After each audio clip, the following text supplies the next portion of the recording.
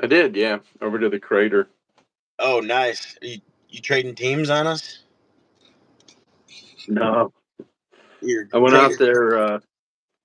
I went out there to hang out with Larusso, but he injured himself and he couldn't make it out. So, Oh, rough. That's no good. did you make it out? Yeah, yeah. I think I posted every day this week, Nice. and yeah, we had this guy. He likes burpees, so we had a lot of burpees this morning, and well, it's kind of cool because there's he'll actually do them in cadence and more controlled in under that 6 count. Hmm. And and he makes sure everybody's staying along, and next thing you know, you've done 50 burpees, but you just do four real slow, do a few more, and then it's funny what just instead of just plopping down to the ground and then Right. jumping back up, when you do it under a controlled cadence, it makes such a big difference. I really, I really enjoy that cadence nonsense. I don't Yeah. some days, but it really is the glue. I think binds everybody together to get the day started. Yeah. Um, Really how did you feel after 12 pains on Wednesday? good. Good. That was. I actually really like that format that you set up. The 2 minutes of like, I guess you'd say cardio. The running, and then the minute of kind of a power move, and then just a minute of kind of a full body exercise. It was really well done. Well, thank you. Yeah, feel free Yeah. to replicate it. I was Sure. worried, and I kind of pulled the modification of the Indian run out of my butt last minute because you really got to pay it. We would have never got through 21 guys, um, within that 2 minutes, and so I kind of overlooked that idea. That would be it'd be a great workout for 8 or 9 guys, a typical gathering for a bum size group. But Right. when you get into the 20 plus, so then I thought, well, yeah, we'll just have 3 guys or 2 guys. Originally, I was going to go 2 guys, but then I thought, man, we might even have to have groups of 3 to make sure that we get through it. Yeah, it's kind of challenging on the Indian run when guys are already running at your, close to your sprint, I and then know. you drop down to do the exercise, and it's like you come up from, you came up from the walkout the first time, and it seemed like you guys were like a quarter mile ahead. It's like, my gosh. It turns into that catch me if you can deal. Right, right.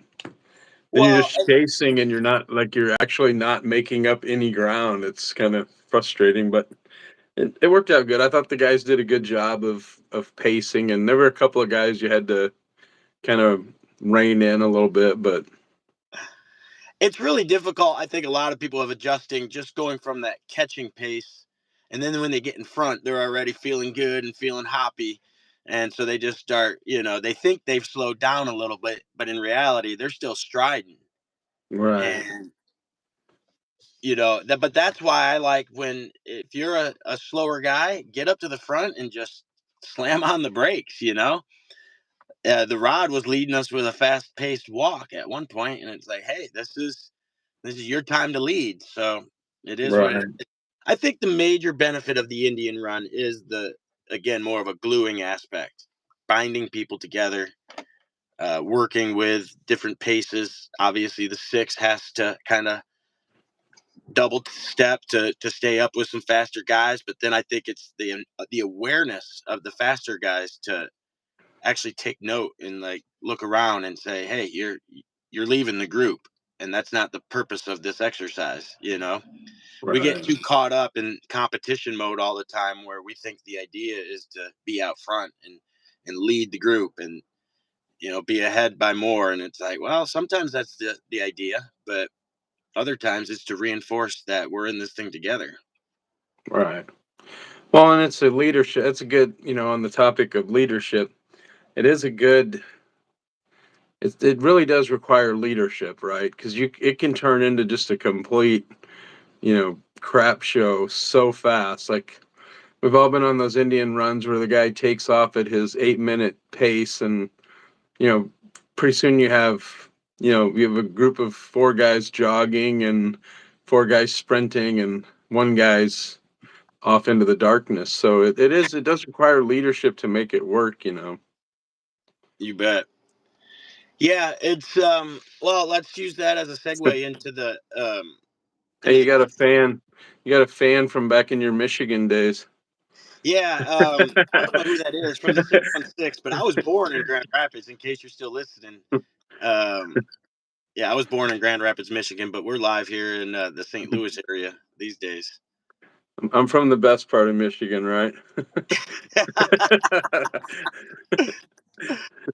Oh man. Yeah, from the 616, you should let us know where you're at up there in Michigan if you're still watching us.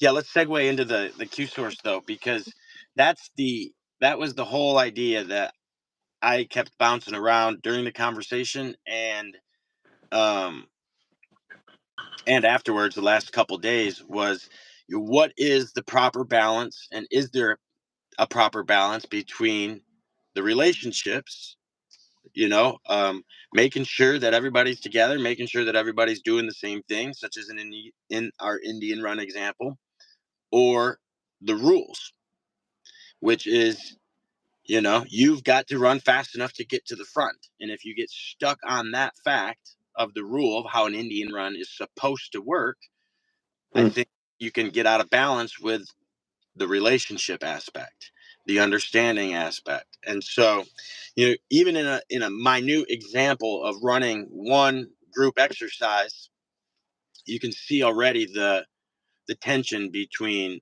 are we supposed to be meeting standards, or are we supposed to be understanding others? Right, right. And again, I don't think there's a right way, because every scenario is going to be different. um, if you're dealing with an accounting firm, or some sort of a legalistic entity, the Department of Defense, or the military, I mean, rules are really the primary language in bureaucracies like that. So I would imagine there may be a need for those rules.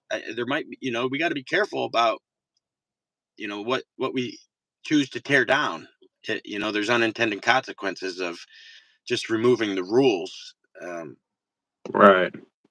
Yeah, So that's what we talked that's about. Somewhere between like anarchy and tyranny is always like the tough the tough balance you have to find. yeah, because it can, and it is a balance, because the second you can see that if you make a small change, and just say, add one rule, that's all it would take to all of a sudden upset the balance of the relationships that you have within a group. And then vice versa, all that you would have to do, I feel like, is kind of understand one of the people in the group, maybe to a degree better than the other people do, and then you make a leadership decision with that person in mind, and then you have the rest of the group all of a sudden bitter at you because you chose Bill over the rest of the team. Hmm. And you can see that in either one of those scenarios, sometimes you're simply stuck with, I think you're stuck with friction either way. And so, there's a lot of times there's no good answer. And so we think that we are going to find this perfect balance between the optimal amount of rules, and then that's going to allow everything to prosper. But it never seems like it's that way. It always takes work. You always have Hmm. to be explaining to somebody why the rules are the rules. And then you also, I feel like, are always busy explaining to somebody why it is that so got to escape the rules, or why this time it was best that we didn't follow the rules. So I guess what I'm saying is it sounds easy on paper to find that balance, but I haven't really seen I haven't seen it played out except in F3. That's the only I, my only example of it actually playing out. And yeah. Hmm. Well, you said something the other morning that stuck with me, and I don't really know if we got too deeply into it, but you said something about you an organization with no leadership,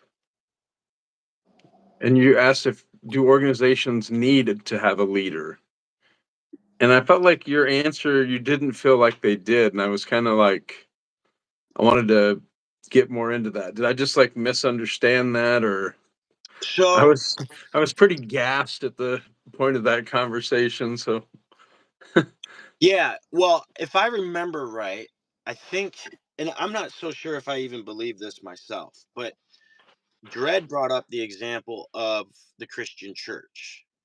And as soon as I guess as soon as Christ was crucified, um I mean, yes, he died and he rose again, but he was no longer a man. So I was confused on who the leader of the Christian church was upon the crucifixion. And so then that left me with the idea that, holy smokes, I don't think there was a leader. There was just 12, 11 rather. There was 11 mission oriented individuals who had the same mission. And then that played itself out through the years into what we now have as the church with a capital C. mm, Now, obviously, and then I think it was Ariel who countered with, you take a look at any church and you can clearly see that there are leaders now. There are bishops, there are popes, there's pastors. And so, right.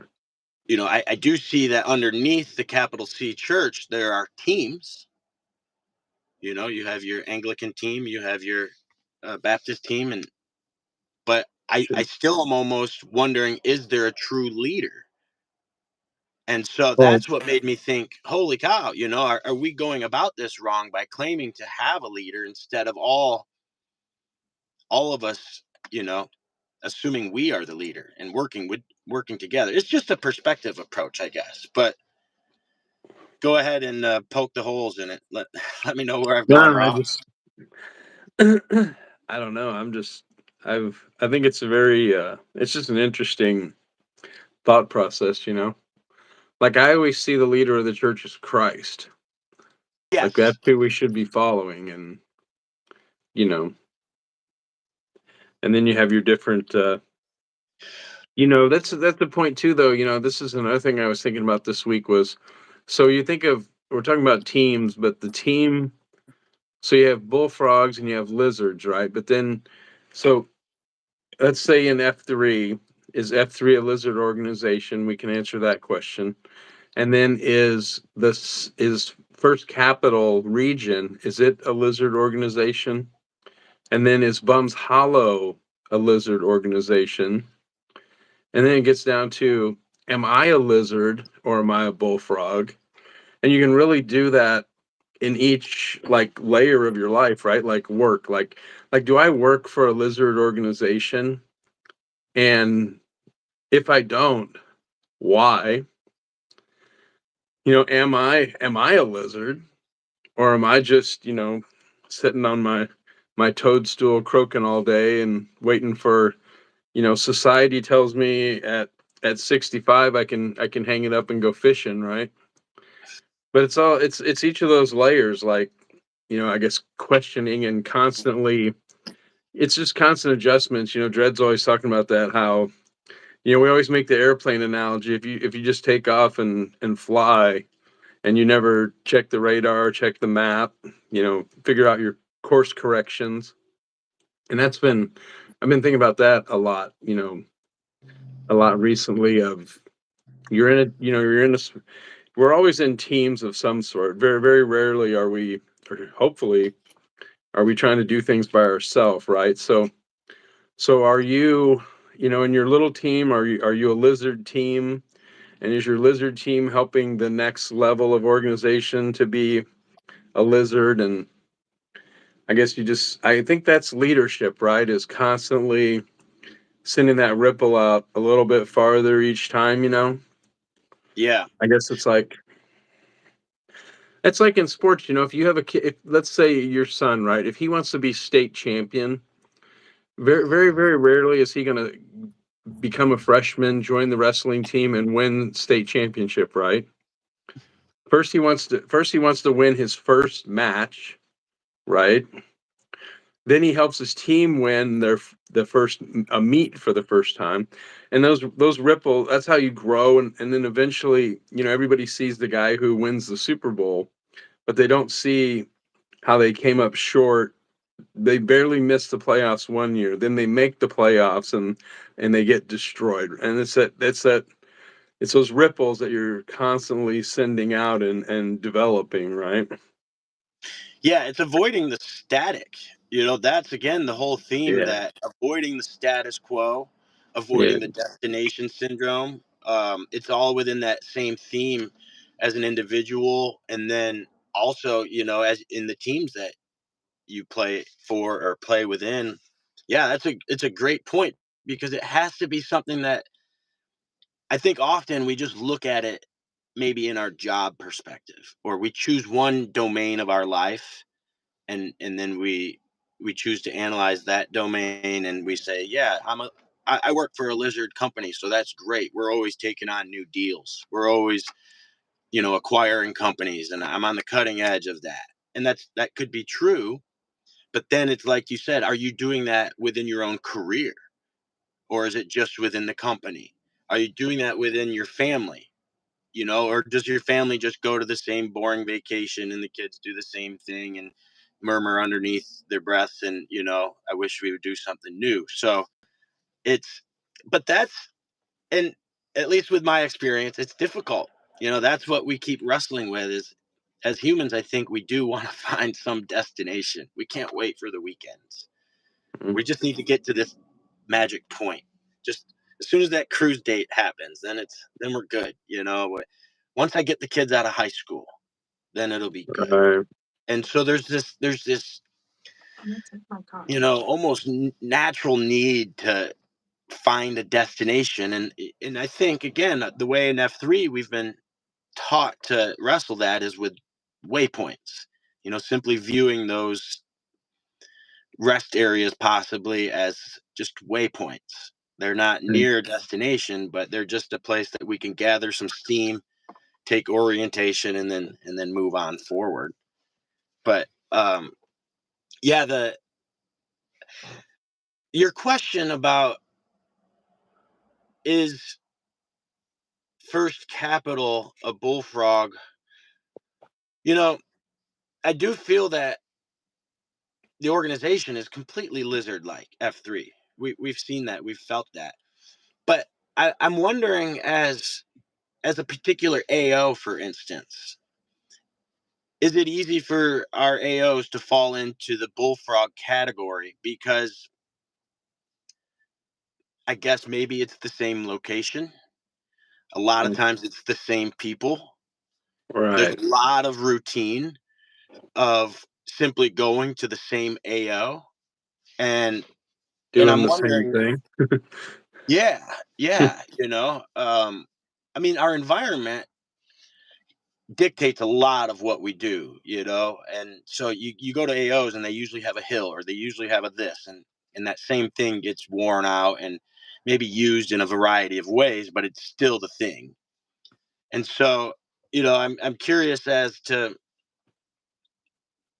there's got to be ways, obviously, that we stay on the lizard side of things with an AO, and I think that's probably the peer rotating, the leadership aspect. But I think it still can be, a learning exercise or a lesson to be learned that even within the pure rotating fashion of 8 to 10 different guys leading workouts throughout a few weeks, and the different variety and the different weather, you still find yourself getting pigeonholed um, in some areas. And so it just Mhm. shows you how difficult actually staying lizard like can be. Because you can be telling yourself, I'm the lizard, I'm the lizard, I'm the lizard. And next thing you know, you kind of feel like you've been in a rut. I've just been going to Bums Hollow for the last every, Monday, Wednesday, Saturday. And I was Um, calling myself a lizard and I was feeling good. But then the next thing you know, you wake up a bullfrog. It's like there's not a warning signal that says, "Hey, you're leaving Lizardville and you're now becoming a bullfrog." It's like you just wake up one day and you realize you're a bullfrog. Do you yeah. feel like that happens sometimes? Oh yeah. Yeah. Yeah. Yep. There has to be a lot of. I guess that's a proximity thing. There has to be a lot of self awareness, but and that's the guardrails too. Like we need to do a better job of kind of chastising each other and stuff, or I guess pushing each other a little bit. To maybe point out when you see somebody becoming less lizard like. Yeah. It's like the rules. I was thinking about the rules thing. We did so in Bible study we did Romans 13:8, where so Paul lists out basically the 10 commandments, but the point is he says that if you love Jesus, you won't need to worry about keeping the 10 commandments because you just will. The love will make you keep it, right?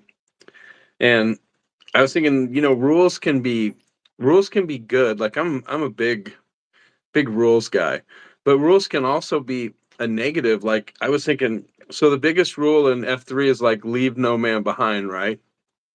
So if I'm the six, I know people are going to come back and get me. So does that let me not worry about trying to keep up because I know they're going to come back? And do I not push myself, as hard as I can?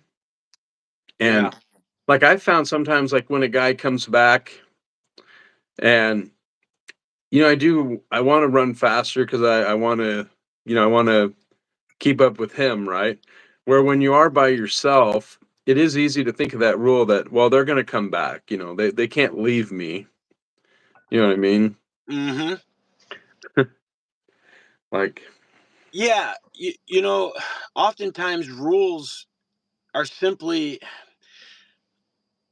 if looked at from one perspective, they can be a scapegoat for certain individuals, or maybe for even myself and you at certain times.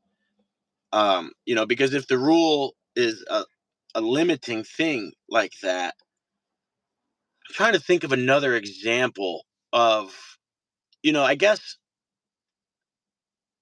just in the business world of like sales and quotas.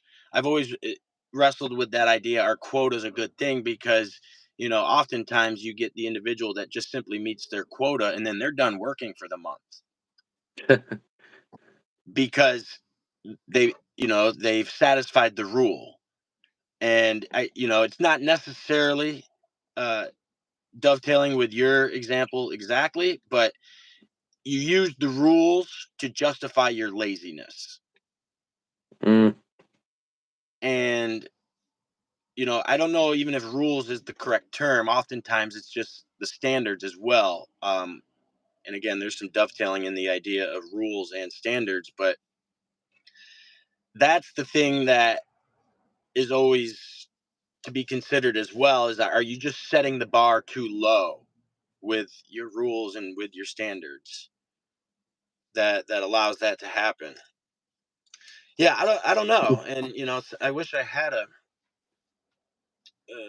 direct line with the Lord himself, at times, to simply say, is this the right balance? Is this I'm dealing with it, firsthand with obviously raising the teenagers right now, because we're at the point where discipline and rules have, it's just not going to work.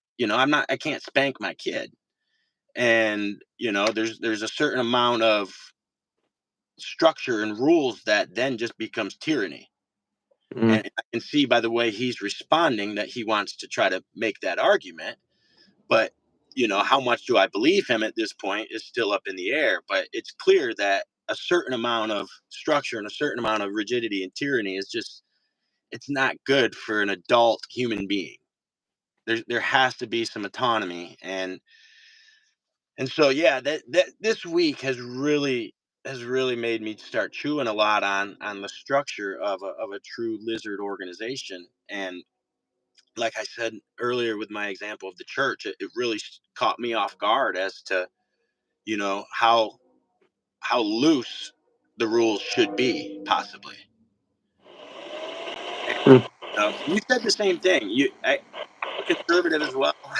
I'm a rules guy, I thought. And so I'm definitely wrestling with this topic. That's for sure. Yeah, it's well, and rules again. The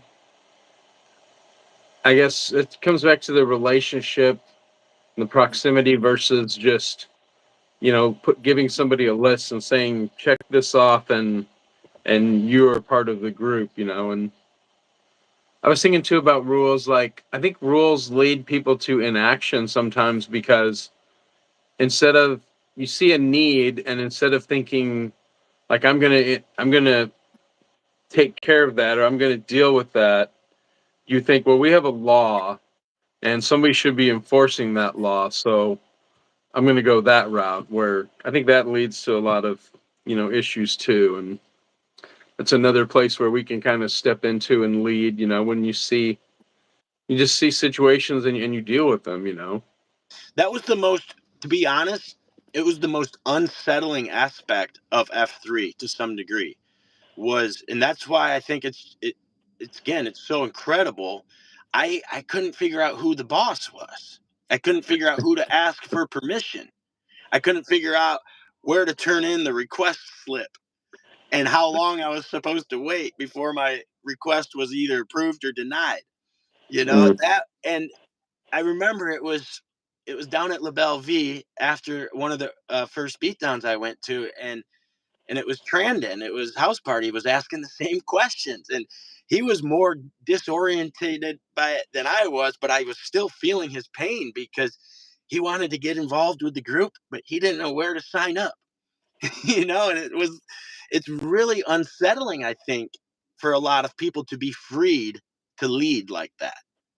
That's the Yeah. that's the truth, I think, to where it's like you see a problem, what's stopping you from going to do something about it? And we're just hoping beyond hope that there's a rule that's stopping us. Oh, well, I'm just not certified. Right.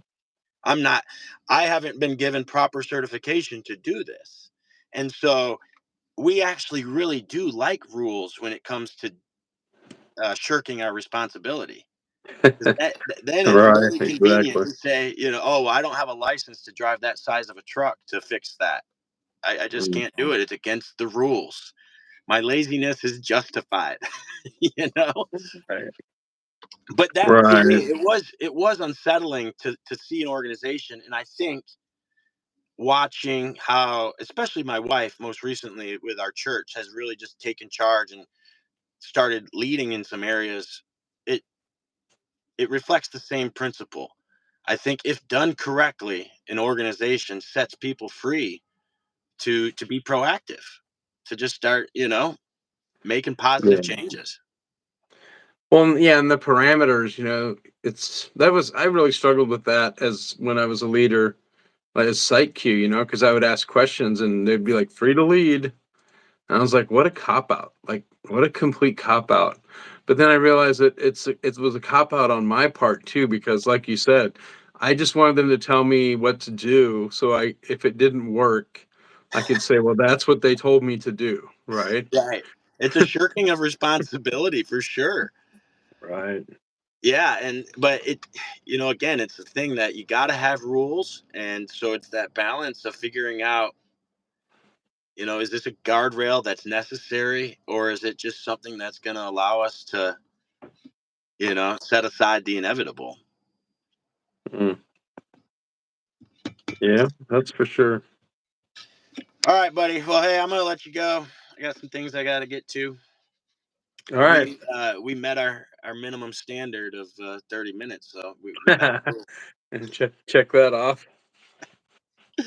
Yeah, dude. All right, man. Good All seeing right. you. Love you. Have a great Love you day. too, buddy. Have a good one. Say hi to all your fans in Michigan. All right. No, Will do.